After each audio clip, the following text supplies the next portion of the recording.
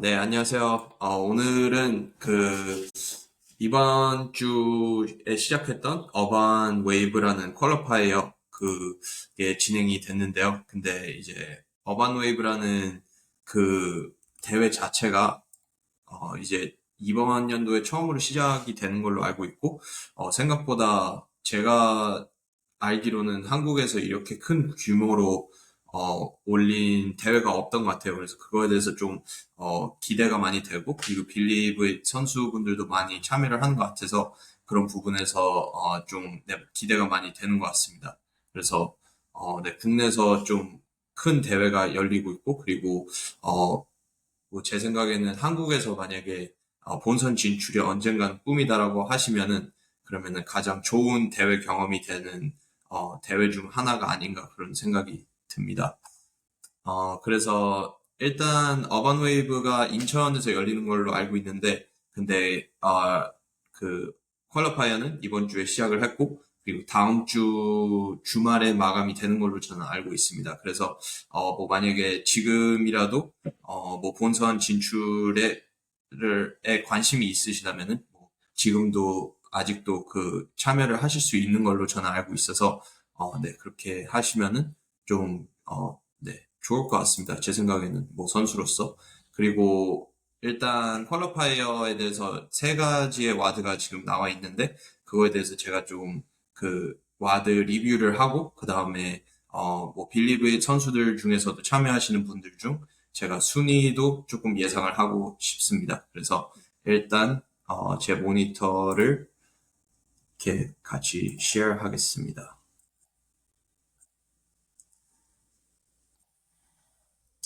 네, 그래서 individual event 1에서는 이제 그 10-minute window 2000m 로우 그다음에 남은 시간에 max burpees over rower인데요. 2000m 로우는 뭐 저희가 이제 테스트를 하면서도 좀 많이 보고 있는 그 테스트 기록 중 하나라서 좀 많이 기대가 되는 그런 부분인 것 같습니다. 근데 뭐 제 생각에는 기본적으로 그 2000m 로우를 PR 페이스로 가다 보면은 너무 힘들기 때문에 버피에서 많이 지칠 수 있을 것 같아요. 그래서 제 생각에는 뭐 로우를 너무 빨리 땡긴다는 보다기에는 그냥 한 맥스 1분 50초 500m 페이스 남성 분들은 그리고 여성분들은 한 2분 5초 페이스 이하로 내려갈 필요는 없을 것 같아요. 그리고 그렇게 그냥 꾸준히 간 다음에 그 로우가 끝나자마자 바로 버피를 진행할 수 있는 게 가장 중요한 포인트인 것 같고 그리고 아무래도 키가 큰 선수분들은 로우를 조금 빨리 탈 수 있긴 하지만 제 생각에는 버피가 어떻게 보면 기록이기 때문에 그보다는 그냥 좀 날렵한 선수 그리고 심폐지구력이 강한 선수가 이번 와드는 잘하지 않을까 그런 생각이 드네요. 어, 중화 코치님은 또 뭐 생각하시는 게 있으신가요? 저도 비슷한 생각인데, 로잉에서 너무 올아웃하지 않고, 내가 만약에 2km 페이스를 알고 있다. 그러면 2km 페이스에서 한 5초에서 10초 정도 느린 페이스로 푸시해야지 아마 이제 끝나고 바로 버피를 들어갈 수 있을 것 같아요. 네. 그리고 제가 생각하는 여러 가지 포인트들은 아무래도 이게 양발 버피를 할 필요가 없잖아요. 그러면 한 다리씩 잘 당겨오고 그 넘어가는 리듬을 많이 연습해 봐야 될 것 같아요. 네, 또 네, 저도 이렇게 어, 어, 생각합니다. 네네. 피 같은 경우에는 제 생각에는 남자 선수들은 죄송합니다. 60개 이상, 그리고 여자분들은 이럴 때는 한 4, 50개 정도는 해야지 좋은 순위권으로 갈 수 있을 거라고 생각이 들고, 제가 생각하는 어느 정도 충분한 기준이라고 생각하거든요. 네네. 어, 네, 맞습니다. 제 생각에도 남성 선수분들은 한 50개에서 60개는 가능하지 않을까 그런 생각이 드네요. 그리고 네, 이 와드 같은 경우는 제 생각에는 빌리비 선수분들 중에 양코기 선수분 잘하실 것 같고 그리고 노중환 선수님도 잘하실 것 같습니다. 왜냐면은 심폐지구력이 많이 뛰어나신 선수이기 때문에 어떻게 보면 네네. 로잉도 좀 강점이고 그리고 그 버피도 당연히 강점이고 그리고 제 생각에는 그 이번 쿼터 파이널 때 월볼하고 버피 오버를 김승종 선수님보다 더 잘하신 걸로 알고 있어요. 그래서 그러면서 봤을 때 이 와드의 좀 강점이 아닌가 그런 생각이 드네요. 네, 다음 이벤트 2는 좀 짐내스틱이 들어간 와드죠. 그래서 AMRAP 9 minutes, 15 toes to bar, 10 deadlifts, 5 snatch. 이 와드가 제 생각에는 뭐 당연히 전완근이 가장 큰 네.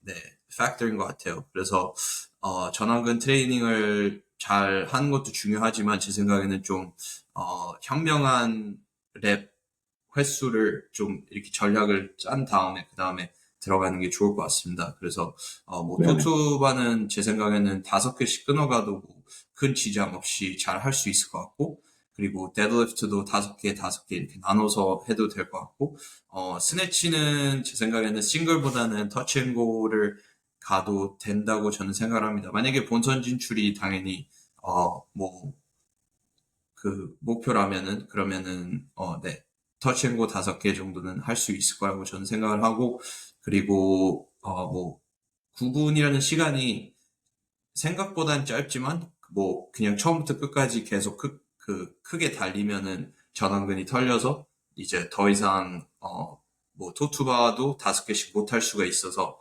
그런 면에서 좀 현명함이 좀 많이 필요한 것 같아요. 그래서 네, 어떻게 뭐 생각나시는 전략 같은 거 있으신가요? 저도 이 지구력이 중요한 와드라고 생각하는데, 2015년도 보면 보통 뭐 정말 많이 한 선수는 8라운드 넘게 하고 이렇게 했는데, 뭐 우리가 그때보다는 선수 수준 자체가 많이 올랐잖아요. 뭐 그렇죠. 정확하게 예측할 수는 없지만, 제가 볼 때는 그래도 한 6, 7라운드 이상의 수준으로 해야지 좋은 순위권으로 들지 않을까 이런 생각이 들고, 이게 내가 토투바에 얼마나 강점이 있느냐 아니면 토투바가 좀 약한 동작인지에 따라서 전략을 다르게 가야 될 것 같아요. 제가 목감기가 걸렸어. 토투바가 만약에 괜찮습니다. 약한 선수들은, 네네, 데드리프트랑 뭐 스네치에서 좀 잘 끊어가야 될 거고요. 내가 만약에 토투바가 좀 자신 있다면 사실 바벨 같은 경우에는 이게 뭐 데드리프트나 파워 스네치 하기에 전혀 무거운 무게가 아니기 때문에 조금 더 푸시해봐도 될 것 같아요. 뭐 예를 들어서 스네치도 터치앤고 해보고, 데드리프트는 사실 5개씩 끊어가도 이게 속도 차이가 크게 나진 않잖아요. 그러면 뭐 그렇죠. 데드리프트는 5개씩 끊어가도 상관없을 것 같긴 해요. 그리고 네, 이게 15.1B 같은 경우에, 클린 앤 저크 같은 경우에는 제가 생각했을 때는 뭐 남자 선수분들은 한 300파운드 이상, 여자분들은 대략 200파운드 내외로는 들어주셔야 되지 않을까 싶어요. 네, 네네. 저도 그렇게 생각합니다. 제가 알기로는 본선 진출이 400명인 걸로 알고 있거든요. 그걸 제가 어디서 봤는지는 네. 모르겠지만, 네, 생각보다 그리고, 많은 분들이 그 퀄리파이가 되는 것 같더라고요. 그래서, 네. 제 여자 선수가 제가 생각에는, 알기로 30명? 30명? 알겠습니다. 그러면 그게 맞나 네네. 보다. 네. 네. 네. 저도 그게 좀 말이 안 된다고 생각했는데, 네, 제 생각에는 그럼 네네네. 30명? 30등에 들려면은, 그러면은, 어떻게 보면은 세미파이널이랑 비슷하네요. 아시아권이라고 보면은. 그쵸. 거의 뭐 근데, 한국의 세미파이널이네. 그쵸. 이제 뭐 한국 분들만 하니까 대부분. 그러니까 더, 퀄리파이 하기에는 세미파이널보다는 쉬울 것 같지만, 제 네네. 생각에는 테스트가 3개, 뭐 4개죠. 그, 파트 B까지 하면은. 그래서 클린 앤 네네. 저크는 제 생각에도 한 300파운드 이상은 가야 탑 30이 되지 않을까라고 생각이 들지만, 제 생각에는 뭐 이건 어차피 그 근력 테스트잖아요. 그래서 뭐 네네. 아마 네, 체중이 더 많이 나가는 선수거나 아니면은 역도 백그라운드가 있는 선수가 이거는 정말 크게 올리지 않을까라는 생각이 들지만 뭐 와다플루즈에도 그렇고 다른 퀄리파이어에도 그렇고 뭐 이 제 생각에는 파트 B가 가장 중요하지 않은 테스트 중에 하나인 것 같아요. 왜냐면은 뭐 원RM 클린저크가 만약 345 이상이라고 해도 다른 테스트에서 잘 하지 않으면은 예선을 통과하기에는 쉽지 않다는 생각이 드네요. 네. 네. 네, 그래서 제가 알기로는 뭐 그 그립을 갖고 스네치와 데드리프트를 하지는 못하겠죠. 왜냐면 그걸 할 네, 수 있으면은 좀 도움이 많이 되기 때문에 네, 네, 전완근이 좀 많이 중요할 것 같고, 그리고 뭐 스네치에는 솔직히 제 생각으로는 그 이렇게 오버헤드에서 바로 내려오는 것보다는 좀 힙으로 다시 내려온 다음에 그 다음에 내려가는 게 더 좋을 것 같아요. 왜냐면 한 번에 내려가면 전완근의 힘이 더 많이 들 것 같고, 그리고 심박수도 네, 좀 빠르게 올라갈 수 있기 때문에 네, 스네치 5개는 네, 그냥 차분하게 5개 수행을 하고 그다음에 토투바와 데드리프트에서 속도를 조금 올리는 게 현명한 것 같습니다. 네. 코치님이 생각하시기에는 6분 안에 측정은 몇 개 정도 할 수 있을 거라고 생각하세요? 9분 안에 말씀하시는 거죠. 아니요. 그 Part B에서 원RM 클린 아, 저크를 할 파트에서, 때, 네네네. 네네네. 네. 아, 왜냐면은 저는, 끝나자마자 네, 바로 시작이 되기 때문에, 네네. 네, 제가 생각했을 때는 끝나자마자는 일단 내가 느끼기에 좀 충분히 성공할 수 있는, 절대 실패하지 않을 만한 무게로 한번 해보고요. 무게 감도 잡고 지금 내가 얼마나 지쳤는지 좀 확인도 해봐야 되잖아요. 그래서 네네. 제가 볼 때는 한 3번 정도 도전하는 게 괜찮지 않나. 아니면 뭐 음, 정말 그 에어로빅 베이스가 좋아서 회복이 빠른 선수들은 한 4번까지 해볼 수 있겠지만 굳이 4번까지 할 필요 없이 스마트하게 무게 선택을 잘해서 한 3번 정도 하는 게 제일 괜찮지 않나 싶어요. 네, 제 생각에는, 첫 1분 동안은 이미, 좀 많이 지쳐있는 상태이기 때문에, 뭐, 그렇게 측정을 하려고 빠르게 서두른다 보다기에는 첫 1분 동안은 그냥 역도하러 가러 신거나 아니면은 그냥 앉아서 휴식을 취하고 그 다음에 나머지 5분에서 한 2분 정도는 그냥 웜업으로 그냥 조금씩 올라가고 그 다음에 네, 나머지 3분이 남았을 때 그때 네, 하나를 치고 한 85%에서 90% 정도의 성공률이 있는 그 중량을 찾아서 그거를 치고 그 다음에 그게 성공적인지 아니면 실패였는지에 따라서 두 번째 측정을 뭐 그 버저비터 식으로 한 10초 남았을 때 제 생각에는 할 수 있는 걸로 알고 있거든요. 그래서 네네, 뭐 바로 다시 측정을 하려고 이렇게 서두른다 보다기에는 그냥 그 첫 번째 측정을 하고 그 다음에 한 10초 정도 남았을 때 그때 두 번째 측정을 하는 게 좋지 않을까 생각이 드네요. 네네, 네, 맞아요. 저도 그렇게 생각합니다. 네. 그리고 이 와드는 제 생각에는 어, 한순재 선수님이 좀 잘하지 않을까라는 생각이 드네요. 왜냐면은 어, 그 순재 선수님 같은 경우에는 이제 그 테스팅을 하셨을 때 그 스트릭 네, 풀업 횟수와 그리고 프레스 횟수, 뭐 그냥 풀 푸시 횟수 그 테스트 기록들이 진짜 한국에서는 거의 잘 볼 수 없는 기록들이거든요. 그래서 그런 네네, 면에서 봤을 때는 이 와드를 좀 잘하지 않을까 그런 생각이 들고 그리고 네네, 기본적으로 바벨 컨디셔닝이 남들보다 좀 수월하시고 그리고 네, 뭐, 원RM 같은 것도 측정을 잘 하시는 분이기 때문에 이번 와드는 네. 한순재 선수님이 1등 하지 않을까 그런 생각이 드네요. 음, 네. 그리고 두 번째 2등으로 들어올 선수는 곽도원 선수님이 있을 것 같습니다. 곽도원 선수님은 이제 뭐 풀 같은 동작에서 뭐 어느 정도 뛰어나시고 그리고 일단 클린 앤 저크를 엄청 잘하시기 때문에 이번 와드를 좀 네, 잘하실 수 있을 것 같습니다. 네. 마지막으로 이벤트 3는 그 개인전 와드 치퍼 형식이죠. 그래서 월볼 네, 50개, 체투바 40개, 덤벨 스내시 30개, 핸드stand 푸시업 20개, 바머스럽 10개.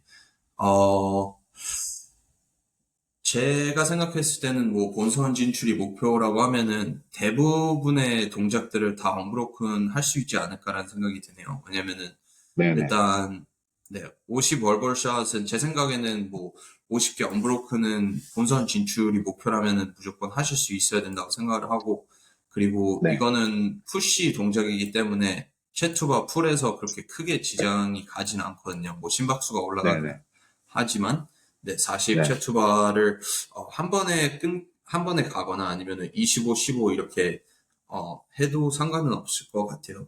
그리고 네, 덤벨 스네치 30개는 뭐, 네, 제 생각에는 그렇게 큰 횟수는 아니라서 언브로큰이 막 엄청 도전적이지 않을 것 같지만 그래도 네, 체투바를 하고 나서 바로 들어가는 거기 때문에 그런 네, 면에서는 좀 힘들 수 있을 것 같긴 합니다.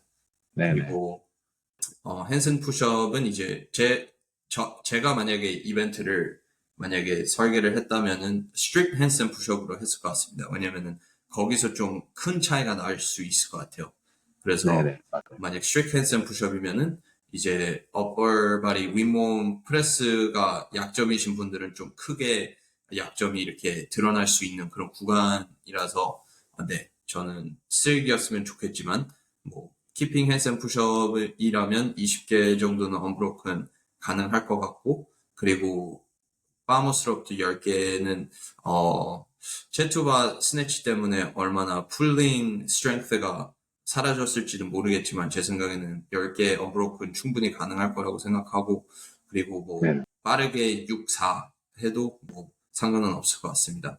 네, 네.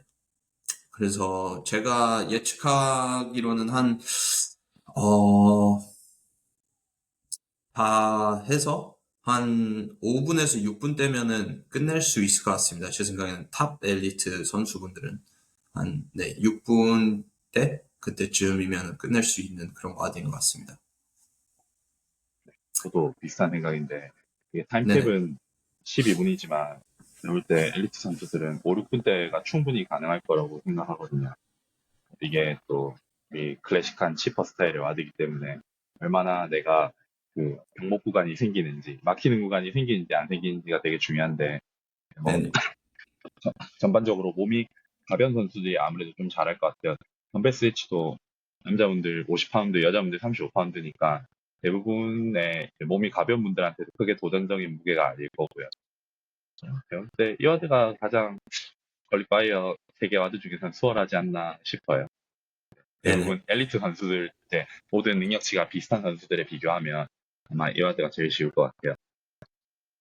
네, 제가 생각하기로도 좀, 약점이 있으신 분들은 여기서 좀 크게 드러날 수 있어서, 뭐, 타임캡이 12분인 거는 충분히 이해가 갑니다. 왜냐면은, 뭐, 핸드스탠드 푸시업을 5개 이상 하지 못하시는 분이거나, 아니면 파머스럽을 3개 이상 하지 못하시는 분들은, 그만큼의 시간이 걸릴 수 있기 때문에, 네, 그런 부분에서 좀, 어, 네.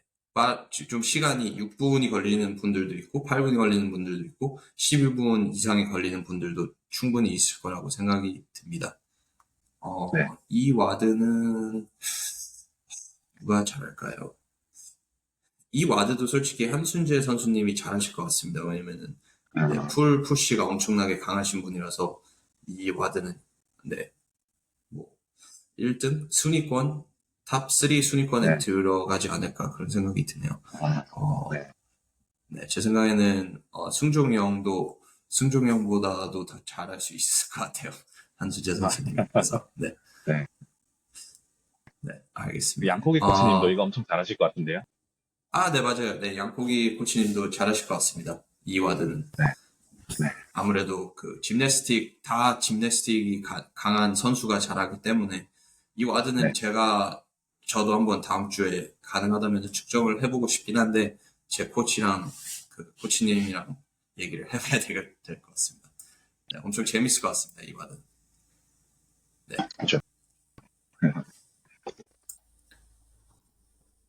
알겠습니다. 그리고 뭐 어반 웨이브 같은 대회들이 이제 뭐 계속해서 나올 것 같습니다. 뭐 아시아권이라고 하면은 이제 아시아 챔피언십도 있고 그리고 엑스포디엄 챔피언십이라고 해서 이제 그 파트너 둘이서 하는 그런 뭐 대회도 있고 그리고 칼리스 게임즈 좀 네. 아시아권에서는 좀 많이 알려져 있는 칼리스 게임즈도 있기 때문에 그런 대회들을 고려하시는 분들이 좀 많을 것 같아요. 그래서 고려를 네. 하시면서 이런 오프 시즌 대회들을 참여하는 게 좀 시간 낭비인가 아니면 비용적으로도 좀 클 수가 있거든요. 뭐 어반웨이브는 인천이기 때문에 그렇게 뭐 숙소를 구하고 뭐 그렇게 밥 이런 것들을 네 그런 거를 다 계획을 하는데 큰 지장이 없을 수 있지만 할리스 게임즈 같은 경우에는 뭐 비행기를 타고 가서 시차도 약간 있고 그리고 네, 비용적으로 부담도 있기 때문에 그런 면에서 좀 많은 분들이 꺼려 하시는 분들이 있는 것 같아요. 그래서 제이 코치님이 생각하시기에는 오프 시즌 대회 어떻게 생각하십니까? 네. 저는 이제 옵시즌 대회 참여에 대해서 되게 여러 가지 생각이 있는데, 보통 우리가 옵시즌 대회 참여하면서 뭐 여러 가지 테스트를 통해서 내가 지금 현재 어느 위치에 있는지 확인할 수 있고, 이런 경쟁에 대한 동기부여를 유지하는 데는 되게 도움이 된다고 생각해요. 하지만 뭐 이런 것들에 참여에 있어서 선수들이 얼마나 내가 전반적으로 잘 회복할 수 있는지, 육체적으로나 정신적으로 회복할 수 있는지에 따라서 좀 많이 달라질 것 같아요. 그래서 뭐 내가 뭐 옵시즌에 사실은 중요한 거는 내가 부족한 부분들을 훈련하고 뭐 여러 가지 이제 기초적인 부분들을 훈련해서 우리가 그 퍼포먼스 피크를 찍는 기간인데, 너무 그 피크를 오르락 내리락 하다 보면은 내가 정말 원하는 기간의 피크에 도달하지 못하게 될 수도 있잖아요. 우리가 그쵸. 뭐 실제로 뭐 내가 세미파이널 죄송합니다. 세미파이널이 목표인 선수한테는 쿼터 시즌에 우리가 피크를 찍어야 되고, 뭐 물론 뭐 게임즈가 목표인 선수들한테는 세미파이널 기간에 피크를 찍어야 되는데, 너무 오르락 내리락 하다 보면 내가 정말로 원하는 기간에 그런 피크를 찍을 수 없기 때문에 문제가 많을 것 같아요. 뭐, 부상 위험도 네네네. 분명히 있을 거고요. 네네. 네, 그쵸.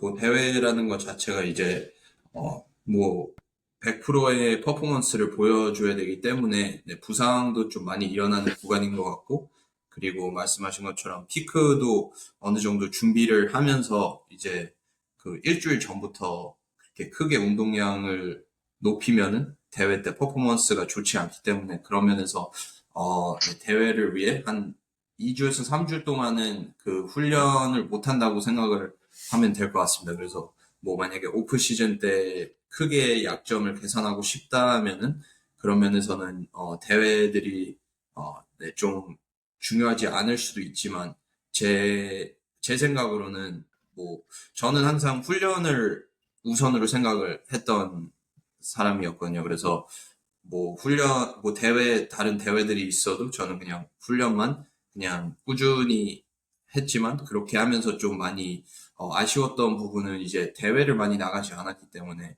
세미파이널 무대를 갔을 때 좀 긴장이 너무 많이 되고 그리고 전략적으로 어떻게 수행을 해야 될지 그런 면에서 좀 많이 부족했던 것 같아요. 그리고 그런 면이 뭐 대부분 선수들에게는 그렇게 크게 다가오진 않을 수도 있지만, 뭐, 세미파이널도 그렇고, 이제 게임즈를 목표로 하시는 분들은 진짜, 대회에서 어떻게 수행하느냐가 진짜 좌우를 갈릴 수 있거든요. 그래서 그런 면에서, 저도 이제 테네시에서 정말 경쟁력이 높은 그런 그 대회를 이렇게 관전을 하면서 깨달은 점이, 진짜 대회 수행을 어떻게 잘 하느냐가 거의 40%? 피트니스보다도 한 40% 정도가 더 중요하지 않나 그런 생각이 계속해서 들게 되더라고요. 그래서 네네.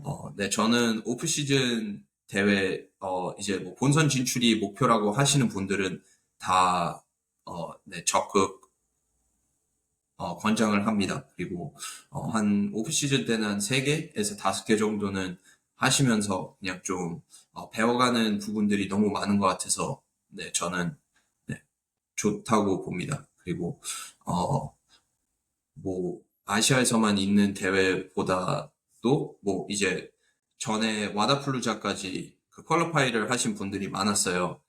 뭐 팀전으로 퀄리파이 하신 분들도 있고 그리고 이번 연도는 이제 김승종 선수님도 저랑 같이 와다플루자 인디비주얼 그 퀄리파이를 할 수 있으면 정말 좋을 것 같아요. 그래서 그 면에서 저는 좀 많이 네, 그거를 저는 생각하고 있습니다.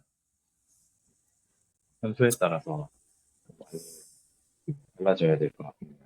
뭐 예를 들면 네. 저는 보통 그 컴페티션 2주 전에 이제 그 와드를 이제 그 대회에 나오는 와드들을 끝내고 테스트를 다 해보고 보통 2주 동안 그 테이퍼링 들어가는 걸 선호하거든요, 코치로서는. 음, 근데 그러면 우리가 보통 이제 대회 테스트하기 전에 한 3, 4주 정도는 강도를 올리는 그 인텐스 주간을 거치고 테스트하고 2주 동안 또 뭐 테이퍼링 기간을 거치고 심지어 우리가 대회를 끝나고 나면 디로딩까지 해봐야 되잖아요. 아마 피로도가 그죠. 많이 쌓였기 때문에. 그러면 실제로 우리가 대회 하나에 그냥 뭐 일주일을 소비하는 게 아니라 뭐 온라인 퀄리파이어 기간까지 포함하게 되면 거의 6주에서 8주를 쓰게 되는 거잖아요. 그러면 우리가 그동안 놓칠 수 있는 부분도 되게 많다고 생각해요. 음, 그리고 특히나 또 더 하이 레벨 선수들 같은 경우에는 아무래도 내가 더 밀어붙일 수 있고 뭐 육체적으로나 정신적으로나 그러면 좀 더 회복하는 기간이 더 길어질 거라 생각하거든요. 오히려 조금 레벨이 낮은 선수들 같은 경우에는 좀 많이 참여해보고 경험을 쌓는 것도 좋지만 그 좀 더 하이 레벨의 선수들한테는 아무래도 코치랑 잘 얘기해보고 이런 스케줄에 대해서 확실히 정하는 게 좋을 것 같긴 해요. 네, 네, 맞습니다. 그래서, 게임즈 선수분들 중에서 좀, 오프시즌 대회를 많이 참여 안 하는 선수 중 한 명은, 저스틴 마데루스입니다. 저스틴 마데루스랑 티아 클투미 두 명은 와다플루자도 안 하고, 그리고, 제가 알기로는 그냥 유일하게 하는 오프시즌 대회는 로그 인비테이셔널. 그거 외에는 참여를 네. 안 하는 걸로 알고 있습니다. 그래서 그 이유는 뭐, 당연히 게임즈에서, 게임즈를 이기기 위한 그런 목표가 있기 때문에 다른, 대회들은 좀, 그냥 장애물이 되지 않나 그런 생각이 들지만, 뭐, 그 분들은 이제 정말 0.0001%인 분들이기 때문에, 네, 게임즈 선수분들도 뭐 니키 가라드나 아니면은 팻 베어너 이런 뭐 상위권 선수분들도 이제 와다플루자도 가고 뭐 마드리드 챔피언십도 하고 그러면서 많은 경험들을 쌓고 그리고 선수로서 좀 많이 생각하지 않는 부분 중에 하나가 이제 인지도인 것 같습니다. 그래서 뭐 게임즈에서 좋은 활약을 보내는 것도 선수로서의 가장 큰 목표이긴 하지만, 이제 소셜미디어에서도 그렇고, 이제 어느 정도 스폰서십이 있어야 어느 정도 선수 생활을 계속해서 할 수 있기 때문에, 그런 면에서, 네, 와다플루자 이런 큰 대회들을 참가하는 사람들이 많은 것 같습니다. 네. 그래서 이제 오프 시즌 때는 이제 대회 같은 거를 나가지 않고 그냥 훈련을 꾸준히 하면은, 점진적 과부하, 그게 좀 많이 중요하잖아요. 그래서 어느 네. 정도, 네, linear progression이라고 볼 수도 있고, 이제 어느 정도, 조금씩, 중량을 높이거나, 강도를 높이거나, 아니면은 볼륨을 높이거나, 그러면서, 오프 시즌 때 조금씩 올라가는 그 진행에 대해서 좀, 네, 말씀해 줄 수 있으신가요? 네. 점진적 과부하는 보통 우리가 이제 이런 근력 저항동 원칙 중에 하나인데 우리가 신체 적응 능력을 높이기 위해서 이제 뭐 훈련 자극을 좀 점진적으로 높여나가는 걸 말해요. 뭐 아까 말씀하셨던 그 리니어 프로그레션 이제 선형 진행도 마찬가지고요. 보통 제가 처음 운동 시작할 때 이 점진적 과부하에 대해서 설명 들었던 거는 혹시 밀로 얘기하시나요? 옛날 그 올림픽 선수. 어, 모르는 것 같아요. 저는 아, 오세요? 네. 처음 듣는 것 같아요. 그 네, 뭐냐 밀로가 이제 어릴 때부터 이제 송아지를 이제 매일 짊어졌는데 이 송아지가 점점 커지면서 황소가 되잖아요. 근데 네네네네. 이제 매일매일 짊어졌기 때문에 그런 이제 송아지가 커가는 부하에 적응할 수 있게 됐고 나중에는 죄송합니다. 네. 송아지가 황소가 됐을 때도 충분히 이제 짊어질 수 있게 되었다. 뭐 이런 식으로 제가 처음에 설명을 들었는데 그게 참 그 점진적 과부하에 대한 좋은 설명이었다고 생각을 해요. 근데 물론 뭐 밀로가 짊어졌던 게 그 송아지가 아니라 코끼리였으면 뭐 실패했을 수도 있겠지만 네, 이제 뭐 적당한 부하에서 시작이기 때문에 이제 나중에는 황소도 짊어질 수 있고 좀 더 이런 스트렝스 향상시키는 데 있어서 되게 도움이 많이 됐을 거라 생각하거든요. 그래서 뭐 보통 우리가 점진적 과부하를 뭐 두 가지 목적으로 할 수 있는데 뭐 근비대 혹은 이제 우리 크로스핏에서 중요한 힘을 기르는 이제 스트렝스 트레이닝에 할 수 있잖아요. 네. 그쵸. 근데 네. 뭐 네. 뭐 근비대 같은 경우에는 아무래도 조금 더 다양한 자극을 통해서 이제 그 해당 근육군에 자극을 주면 되기 때문에 조금 더 뭐 다양한 운동들과 뭐 변형 운동들도 되게 좋지만 제가 생각했을 때 스트렝스 트레이닝 같은 경우에는 조금 더 이 해당 운동에 집중하는, 그러니까 이런 특이성의 원칙이 되게 중요하다고 생각해요. 예를 들어서 내가 백스컷을 잘하고 싶은데 뭐 한 주는 오버헤드스컷 하고 한 주는 프론트스컷 하고 뭐 한 주는 루마니안 데드리프트 하고 이런 식으로 하면 이런 점진적 과부하의 원칙에 좀 어긋나기 때문에 발달시키기 쉽지 않다고 생각하거든요. 네네. 그래서 뭐 어, 제가 네네 말씀해주세요. 그 점진적 과부하는 그러면은 몇 주 정도 진행을 하시는 것을 어, 크게 생각하시나요? 그거는 사실 아무래도 제가 대부분 선수들이 개인 프로그래밍 하다 보니까 되게 다른 경우가 많은데 지금 지금같이 오프 시즌의 경우에는 저는 좀 되게 길게 진행하는 걸 좋아하거든요. 예를 들어서 첫 주에는 거의 이제 되게 낮은 퍼센테이지 한 6, 70%에서 시작해서 엄청 그 템포도 길게 만들고요. 그리고 중량도 낮게 시작해서 나중엔 점점 횟수도 줄여나가고 템포도 줄여나가면서 훨씬 더 부하를 많이 주는 걸 선호해요. 그러면 뭐 긴 경우에는 막 12주 이렇게 되는 경우도 있을 거고요. 혹은 네. 뭐 우리가 시즌에 들어가서 스트렝스 트레이닝을 하게 되면 그때부터는 뭐 템포보다는 보통 중량을 조금 더 무겁게 하는 걸 선호하기 때문에 뭐 그럴 때는 뭐 한 4주에서 6주 이렇게 좀 짧게 진행할 때도 있고요. 네네. 네.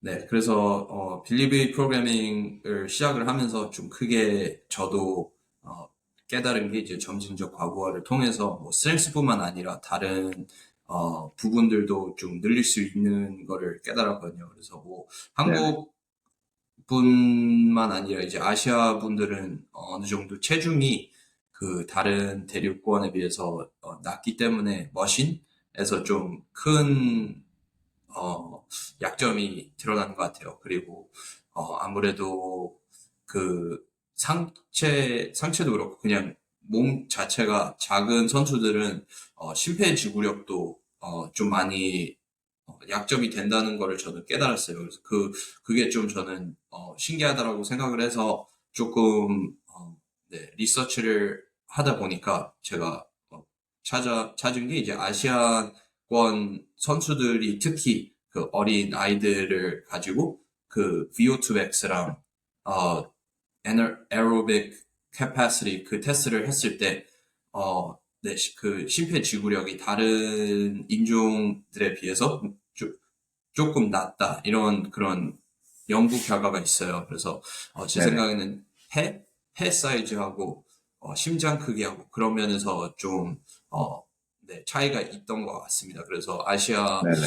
분들보다는 유럽권 그리고 아메리카권에 있는 선수분들이 심폐지구력이 어, 네, 선천적으로 조금 더 좋은 것 같아서 그런 면에서 네, 심폐지구력이랑 어, 스트렝스랑 둘 다 점진적 과부하를 통해서 크게 성장해 나가면은 그러면 아시아 선수들도 다른 대륙권 선수들만큼 잘 할 수 있지 않을까 그런 생각이 드네요. 네네.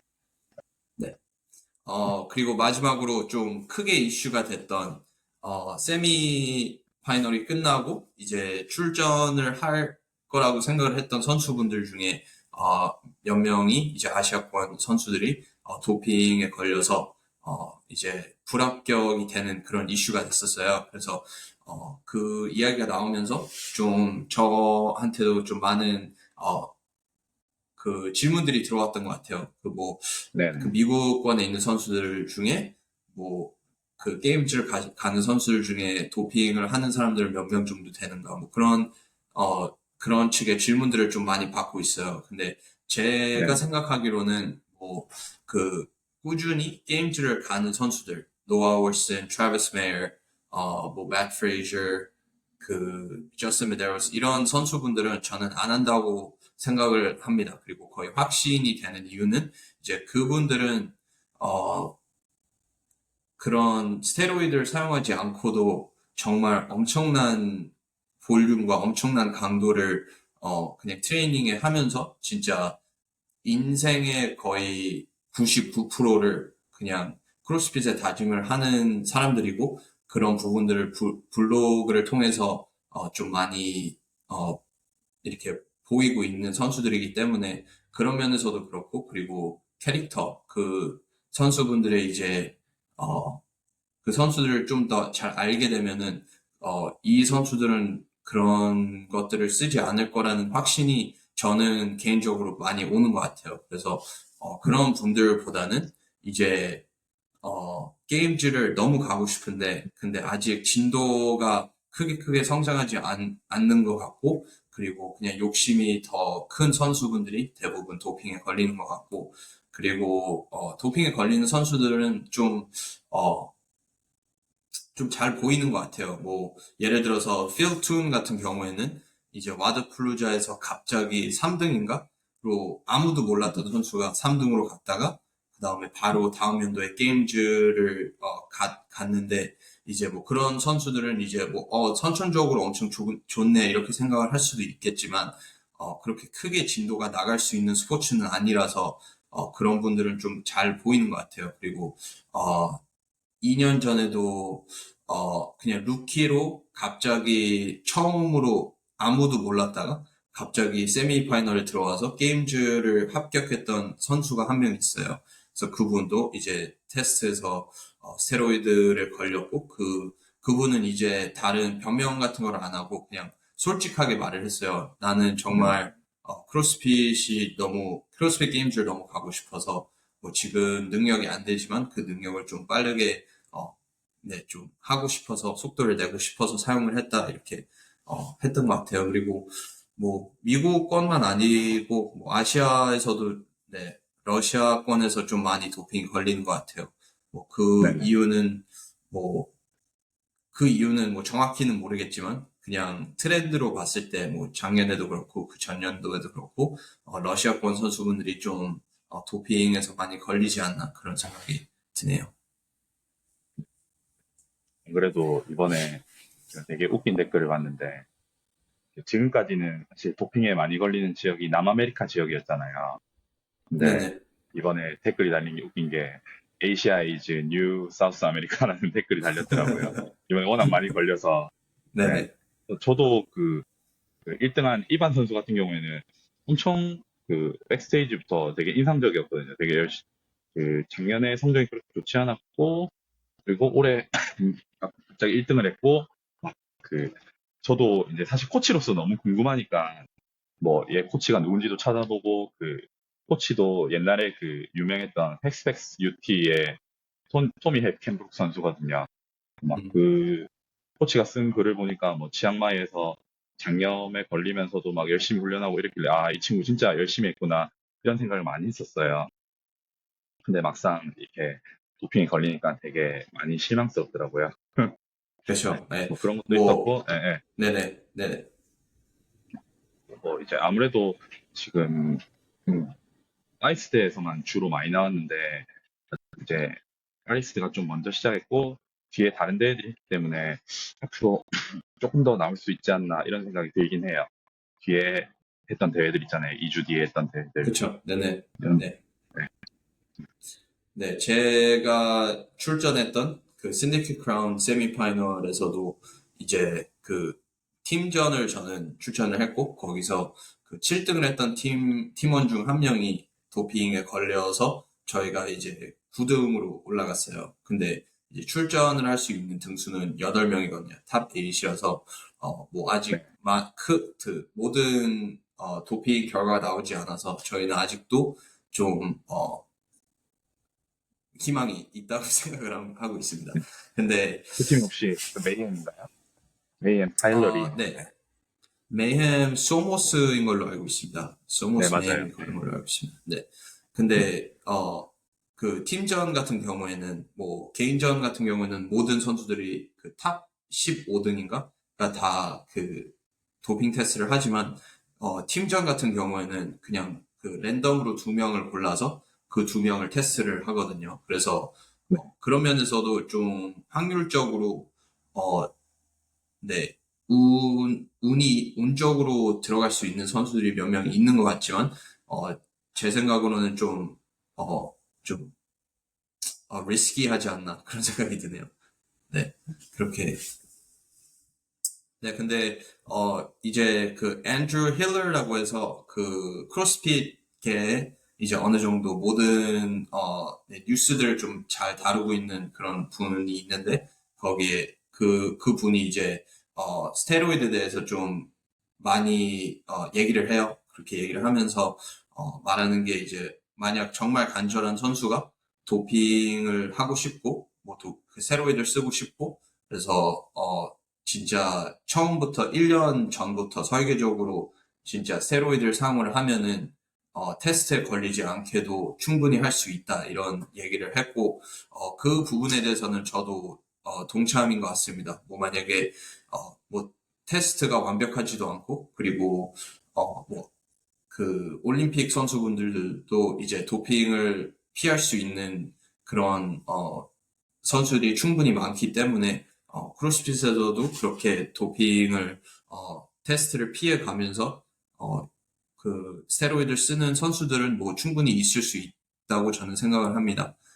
근데 네, 그게 누군지는 모르겠지만 제 생각에는 간절함이 그냥 꾸준한 훈련보다 더 큰 선수들이 스테로이드를 많이 사용하지 않을까 그런 생각이 들고 그리고 제 생각에는 한국권 선수분들 중에서는 저는 잘 모르겠어요. 한국에서 스테로이드를 얼마나 그 쉽게 구할 수 있는지는 모르겠지만 제 예감으로는 뭐 그 남아메리카 쪽 그리고 러시아 쪽에서는 스테로이드를 얻기가 생각보다 쉽기 때문에 그런 도핑 케이스가 많이 나오지 않을까 그런 생각이 드네요.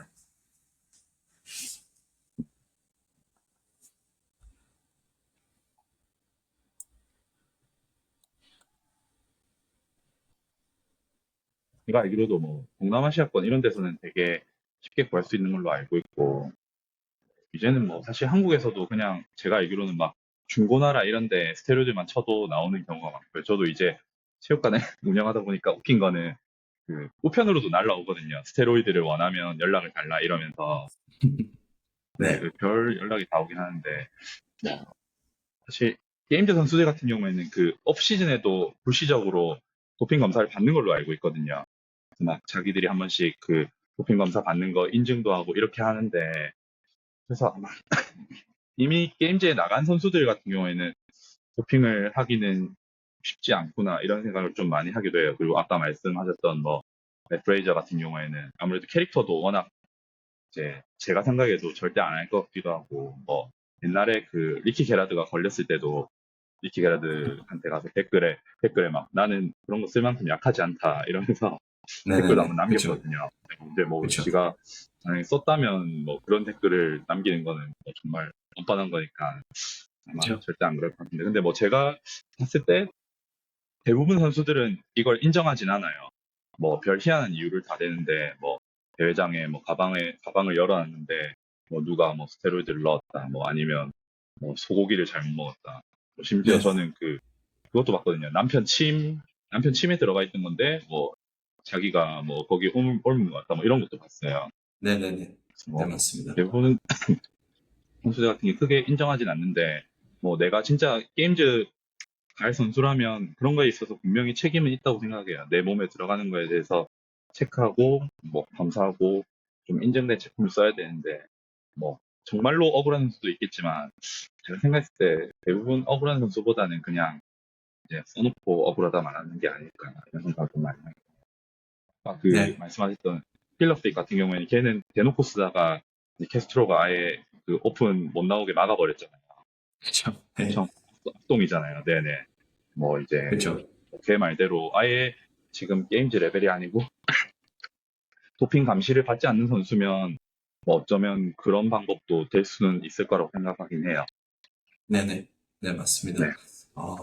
네. 근데 뭐 스테로이드를 쓰면서 본선 진출이 목표가 아닌 선수들은 좀 희한한 선수분들이 아닌가 그런 생각이 드네요. 그리고 그죠. 네. 저는 이제 제 코치님이 저한테 뭐 만약에 새로운 단백질 파우더를 만약에 산다면은 그 이제 봉투에다가 그냥 조금 한 스쿱 정도는 이렇게 넣어가지고 그냥 보관해 두라고 그러더라고요. 왜냐면 나중에 네네. 만약에 테스트에서 억울하게 걸리면은 그 샘플을 주면서 그걸로 이제 네, 할 수 있기 때문에 네. 네. 뭐 억울한 케이스는 그렇게 많지는 않은 것 같은데 그래도 뭐 조심하는 게 항상 좋은 것 같습니다. 그리고 네. 좀 뭐 한국 선수분들도 그렇고 미국 선수분들도 그렇고 이제 도핑에 대해서 좀 그냥 너무 많이 생각하시는 분들은 그냥 스스로에게 다른 선수들은 다 쓰고 있는데 나만 안 쓰고 있다. 이렇게 그냥 생각을 하시는 분들이 종종 있는 것 같아요. 그래서 그런 분들에게 저는, 얘기하고 싶은 게, 뭐, 그럴 수도 있겠죠. 근데 저는 그렇지 않다고 생각을 하고 있고, 그리고, 뭐, 스테로이드를 쓰고, 그리고 그냥 잠만 잔다고 게임즈를 갈 수 있는 건 아니거든요. 뭐 스테로이드를 쓰면서도 그 엄청나게 열심히 하면은 갈랑 말랑 하기 때문에 뭐 내가 만약 그만큼까지 운동을 할 자신이 없는데 다른 선수들은 뭐 스테로이드 때문에 그렇게 잘하고 있다 이렇게 생각을 하신 분들은 좀 그거는 아닌 것 같습니다. 저는 그건 아닌 것 같고 그리고 스테로이드를 쓰면서까지 본선 진출을 가고 싶으신 선수분들은 어, 왜 그런지 저는 좀 의문이 있는 것 같습니다. 네, 생각해 보면. 네. 근데 지금 어, 시스템 자체가 이거를 한 번에 뭐 모든 세미파이널 선수를 검사할 수는 없기 때문에 근데 요새는 아무래도 스폰서십 자체가 커지다 보니까 세미파이널에만 진출해도 뭐 스폰서가 붙고 여러 가지 혜택들이 많잖아요. 특히 뭐 우리나라보다는 스폰서 시장이 더 발달한 미국 같은 경우에는 그러다 그렇죠. 보니까 아무래도 조금 더 그냥 세미파이널 정도 나갈 정도로만 쓰자 뭐 이런 생각도 할 수 있을 것 같긴 해요. 그렇죠. 네, 뭐 네, 그렇다면은 그럴 수 있죠.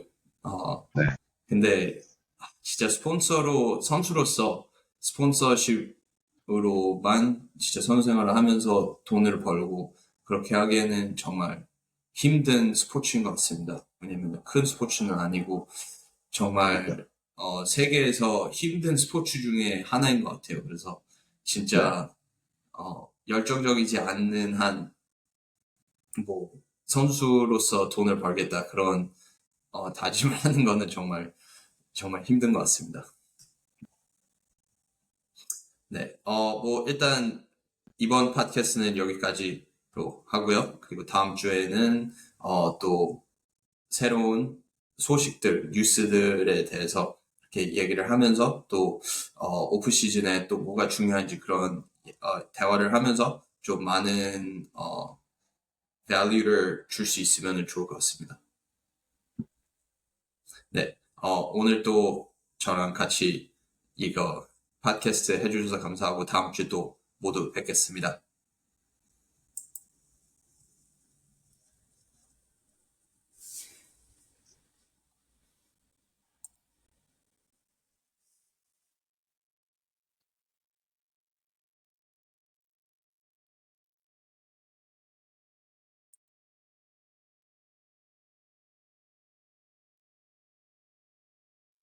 녹화 중지가 안 되는데요. 아, 그래요? 잠시만요.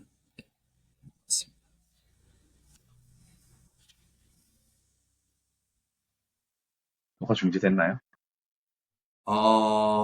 중지된 것 같습니다. 제 아, 생각에는. 네. 아, 네네. 수고하셨습니다. 네, 감사합니다. 목감기 네. 걸리셨는데 어, 회복 이게 기원하겠습니다. 듣는 분들이 아마 불편하셔야 될 건데. 네, 그러니까. 자, 저희 오늘 네, 그럼 회의를 하나요?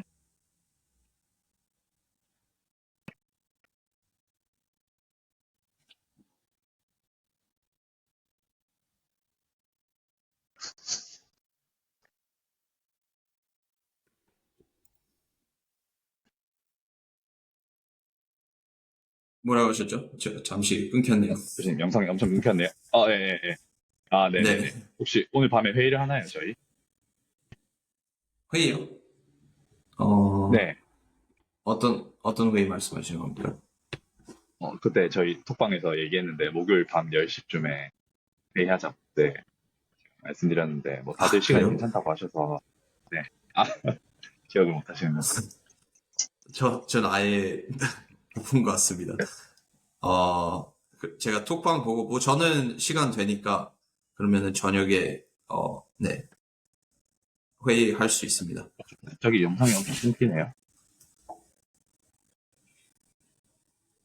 네, 그러네요. 지금 들리시나요? 네네. 이제 잘 들립니다. 아, 네. 그, 네네, 보입니다. 네네네. 네. 보이는 것 같습니다. 네, 그러면은 그때 저는 가능하니까 일단 그 승종 네네. 형이랑 재근 코치님 다시 확인하고 그렇게 하면 될 것 같습니다. 네네. 네. 알겠습니다. 오늘 수고하셨습니다. 거의 되게 아, 길게 네. 했네요. 네네. 엄청 길게 한 것 같습니다. 네, 아, 좋습니다. 네. 좀 계속 이렇게 해서 좀 많이 보시는 분들이 좀 많아지면 좋겠네요. 네, 네. 저도 그게 바람입니다. 네, 감사합니다. 네, 수고하셨습니다.